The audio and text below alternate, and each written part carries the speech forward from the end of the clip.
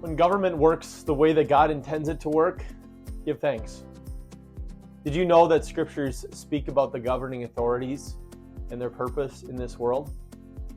The Apostle Paul, in his letter to the Romans, said, "Let everyone be subject to the governing authorities, for there is no authority except that which God has established.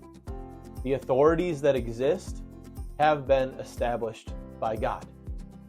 Consequently, whoever rebels against the authority is rebelling against what God has instituted, and those who do so will bring judgment on themselves. For rulers hold no terror for those who do right, but for those who do wrong. Do you want to be free from the fear of the one in authority? Then do what is right, and you will be commended. For the one in authority is God's servant for your good. But if you do wrong, be afraid, for rulers do not bear the sword for no reason. They are God's servants, agents of wrath to bring punishment on the wrongdoer. Therefore, it is necessary to submit to the authorities, not only because of possible punishment, but also as a matter of conscience.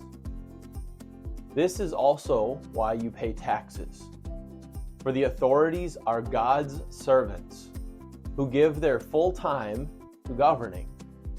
Give to everyone what you owe them. If you owe taxes, pay taxes. If revenue, then revenue. Respect, then respect. If honor, then honor. Those are the words from Romans chapter 13. God has established the governing authorities, and He has established them for your good.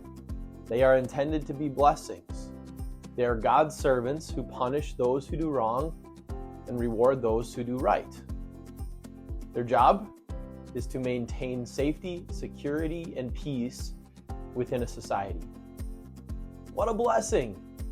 And we want to live in a society that is safe, secure, and peaceful. We want to live in a country that is orderly.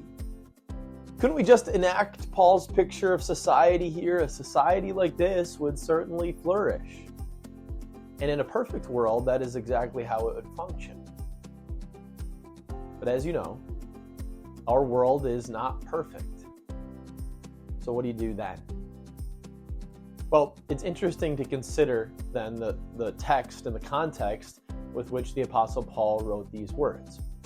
He was living in a Roman Empire that was particularly brutal to Christians, carrying out persecutions and even eventually executing Paul and many other Christians.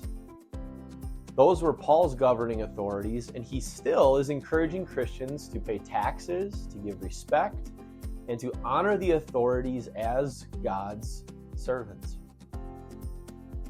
So, whether your candidate wins this election season or not, whether the United States flourishes or falters, God is the one who is sovereign over all of it. The governing authorities are still subject to Him, and God will accomplish His good purposes. Trust in Him. Additionally, number one, give thanks to God when the governing authorities function in a way God intended, providing safety, security, and peace for people. Number two, when the governing authorities don't operate as God intended, encourage, exhort, and correct them to do their duty, but do so with the respect, knowing that whether they know it or not, they are God's servants. And number three, pray for your governing authorities. Pray that they would govern with wisdom. Pray that they would always recognize that they are subject to God.